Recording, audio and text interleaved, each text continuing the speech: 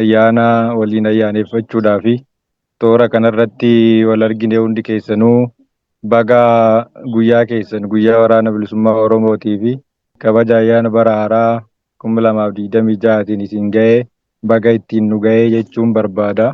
Guyyaa har'aa ilaalchisee jaallan mana keessaa waan hedduu kaasanii haasa'aa turanii waan sana guddoo irra hin deebi'u. Guyyaan har'aa kunii uummata Oromoo biratti waraana bilisummaa Oromoo biratti ayyaana danquu ta'ee bara baraan yaadatamaa ture. Ayyaanni tokko ayyaana agartee guyyaa waraana bilisummaa Oromoo, ayyaanni lammaffaan ayyaana kabaja bara haaraa ta'eetu ayyaana danquu ta'ee kabajamaa ture. Waraanni bilisummaa Oromoo madirree hirulleen sana kabajuutti jira jechuudha. Qabsoon bilisummaa Oromoo akkuma jaallan iyyuu kaasaa turanii yeroo rakkoo keessatti, yeroo dhiphinaa keessatti, yeroo Oromoon haala ulfaataa keessa turetti dhiitatee dhalate. Egaa dhalate illee adeemsa guddina taasisaa ture keessatti aarsaa guddootu moonaa qabsoo mudachaa ture. Wareegama ulfaatatu kaffalamaa ture. Duula ulfaatatu uummata Oromootii fi addatti immoo waraana bilisummaa Oromooti irratti deemaa ture. Gatiin yeroo sana kaffalamee gatii guddoodha.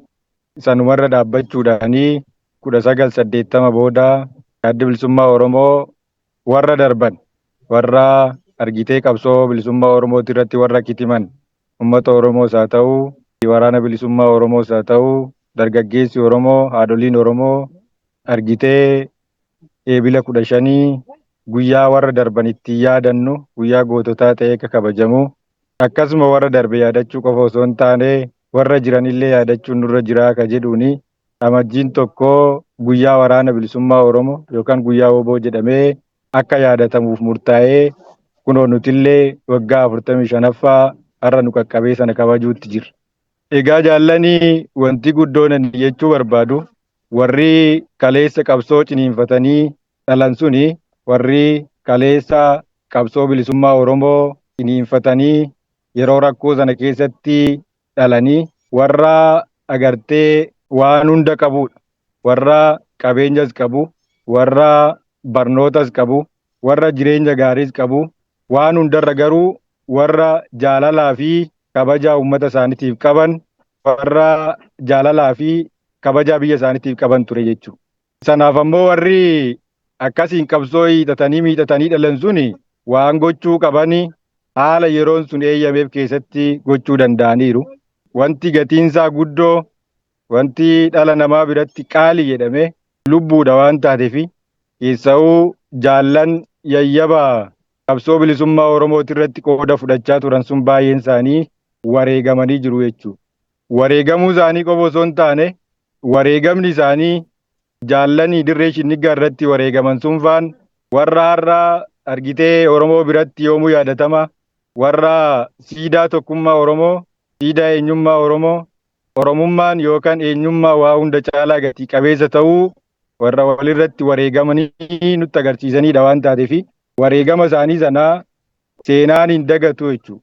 Jaallanii warra har'a jiru kanaaf kaleessi seenaadha.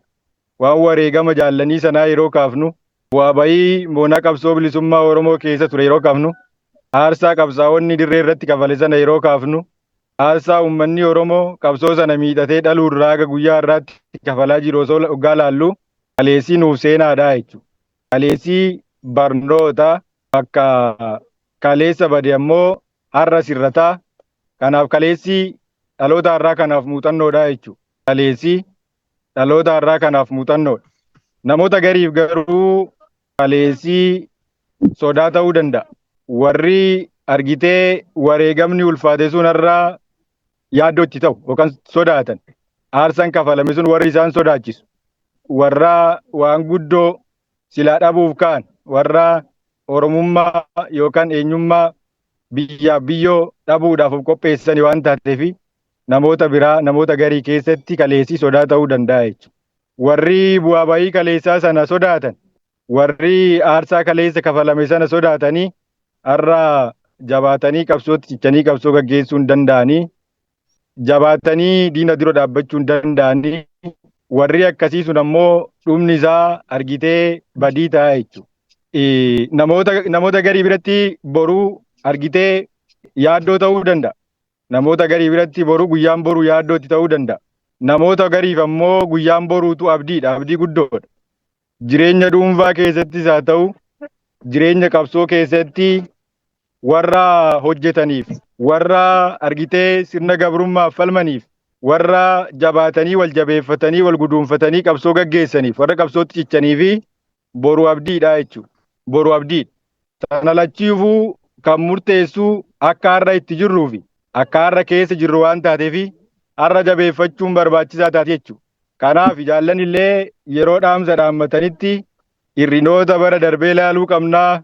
Egaa warri har'a waan hojjenne, warri har'a waa harkaa hin qabne, warri har'a humna hin qabne, warri har'a uummata harkaa hin qabne, warri har'a qawwee harkaa hin qabne boru jiraachuu hin danda'u jedheetu yaaddaa waan taateef boru isaaf yaaddoodha jechuudha.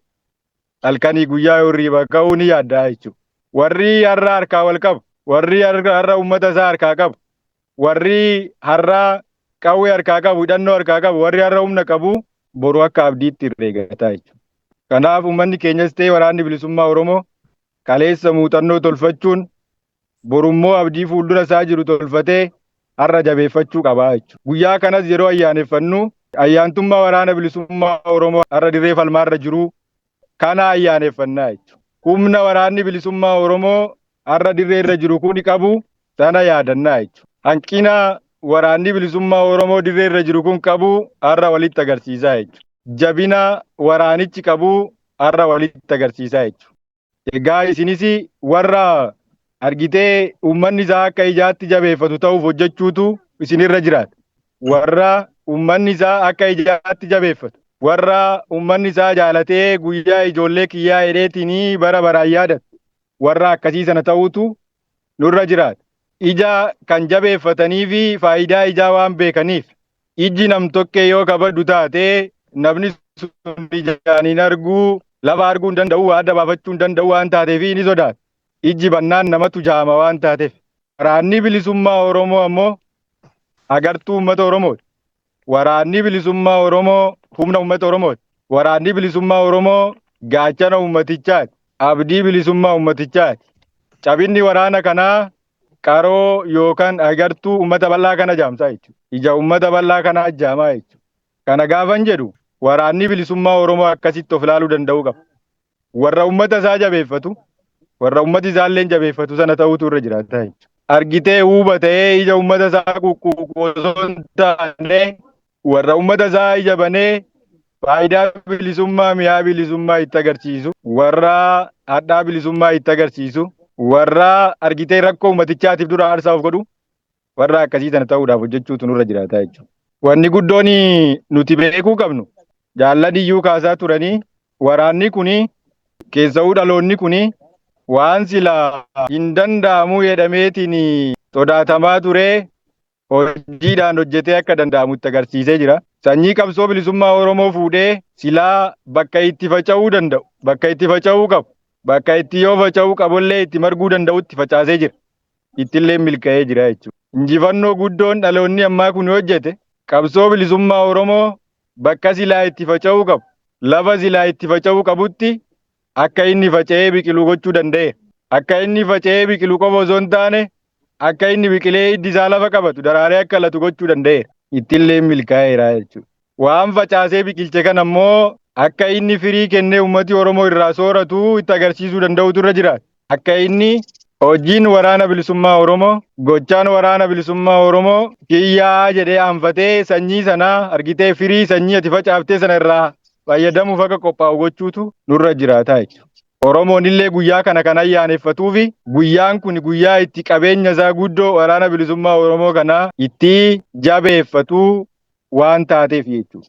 Jaallanii qabsoo keessatti wanni sadii waan bu'uuraa waan sadii jabeeffachuutu nurra jiraata. Waan bu'uuraa waan argitee yoomuu waraanni bilisummaa Oromoo hin dagan, yoomuu namni qabsoorra jiru kamiyyuu hin daganne, waan uummanni keenyallee hin dagan, waan waraanni keenyallee hin dagan, waan qeerroon bilisummaa Oromoo hin daganne waan sadan kana jabeeffachuutu irra jira. Inni tokkoffaanii uummata.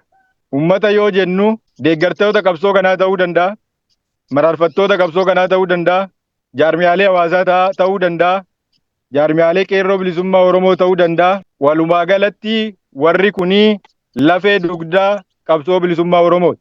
Humni kun ilaaffannaan, humni uummataa kun ilaaffannaan qabsoon bilisummaa Oromoo dugda citaa gangalataa ta'a jechuudha.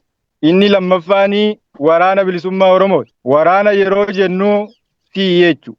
Addunyaa kanarratti sabni humna hin qabne bilisummaan irraa fudhatamee gabra ta'ee jiraachaa jira. Jaallan kaasaa turanii jechuudha.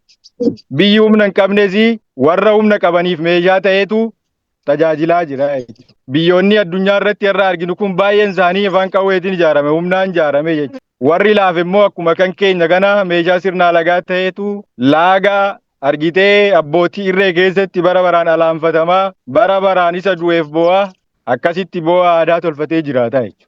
Kanaaf jabaannee bilisummaa gonfachuuf uummata keenya rarraga bilisummaa sanaan gahuudhaa fi wal jabeeffachuutu nurra jiraata. Of jabeeffachuutu nurra jiraata.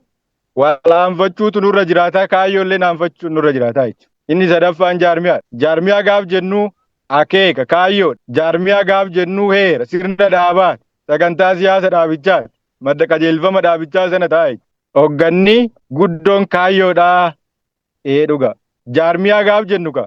Jaarmiyaanii gootaraa yookaan gaaddisaa uummanni qabsaa'onni jalatti gurmaa'ee qabsoo gaggeessuudha. Gaaddisa guddoodha jaarmiyaan. Waraanas haa ta'u, uummatas haa ta'u, bakki itti qindaa'ee wal ta'ee hojii siyaasaa hojjetu. Bakki itti wal ta'ee hojii dippiloomaasii hojjetu. Hojii waraanaa hojjetu. Hojii diinagdee hojjetu. Jaarmiyaadha jechuudha. Humna waraanaa aga barbaadde yoo qabaatte. Jaarmiyaan jabaa yoo hin jiraanne milkiin hin jiru. Uummata lakkoofsi isaa aga barbaade guddoo yoo qabaatte. Jaarmiyaan jabaan uummata sanaa argitee wal jala yaasee hiriirsee tokkoomsee akka inni galii gahuu fi hojjetu yoo hin jiraanne bilisummaa yookaan galii barbaadu sana gahuu hin danda'u. Warri kun sadanii sunsuma qabsooti waan taateef yeroo kamiyyuu jabeeffachuutu nurra jiraata jechuudha. Sabatiinsa, tasgabbii, moonaa qabsootii fi waan sadan kana jabeeffachuun baay'ee murteessaadha jechuudha. Kaanni fi wanni beekuu qabnu qabsoo keessa miila lama qofa jira. Inni tokko diinaa, inni tokko immoo fira. Miilli sadaffaan hin jiru. Fira keessaa firri fira caalu jiraachuu mala. Diina keessaa diinni diina caalu jiraachuu mala. Kun humna isaa. Qabsoo keessatti fira yoo jennu qabsaa'aanii fira dabalataa horachuudhaaf hojjetaa jechuudha. Fira aanfatu jabeeffateetu fira dabalataa argachuudhaaf hojjeta. Humna isaa gabbifachuudhaaf hojjeta. Diina yoo jennu diina xiqqeessuu irratti hojjetaa jechuudha. Diina xiqqeessuu irratti hojjetaa jechuudha. Kanaaf waan kana akkasitti beekuun barbaachisaa taatii. Hojii keenya guyyaa guyyaa keessatti waan sana akkasitti beekuun barbaachisaa taati.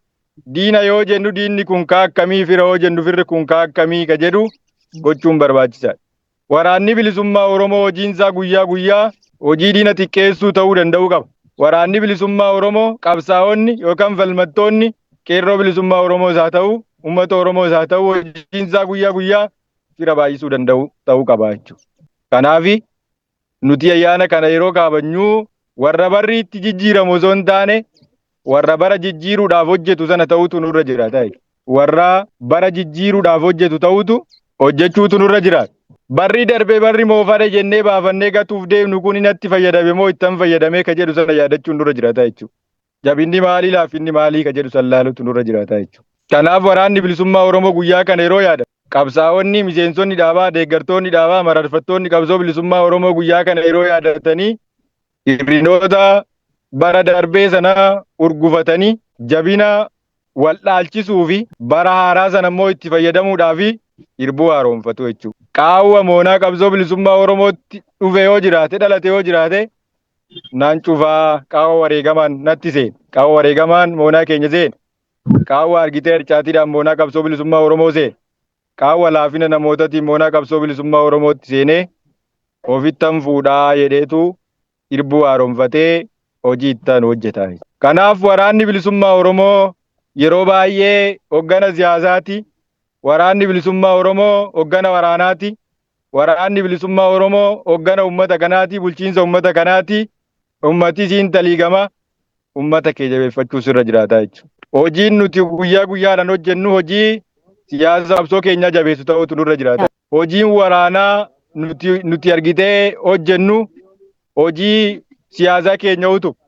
hojii dippiloomaasii keenya utubu hojii akkasii ta'utu nurra jiraata jechuudha. Hoogganni qabsoo bilisummaa Oromootillee qaawwata jiru hooggana laal, hooggana argitee miseensa isaa dhaggeeffatu, hooggana uummata isaa dhaggeeffatu, hooggana rakkoo uummatichaa aanfatu, hooggana dhibee waraana dhibee uummataa dhukkubsatu waraana akkasii horachuutu nurra jiraata jechuudha. Amma kaa bara 2025 keessa ba'uuf jirra. Boruu irraa kaasee bara 2025 keessa ba'uuf jirra jechuudha. Barri jijjiiramuuf deema.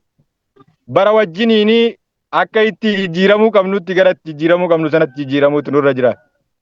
Hirrina naamusaa qabna yoo taate hirrina sana harcaafachuun nurra jiraata.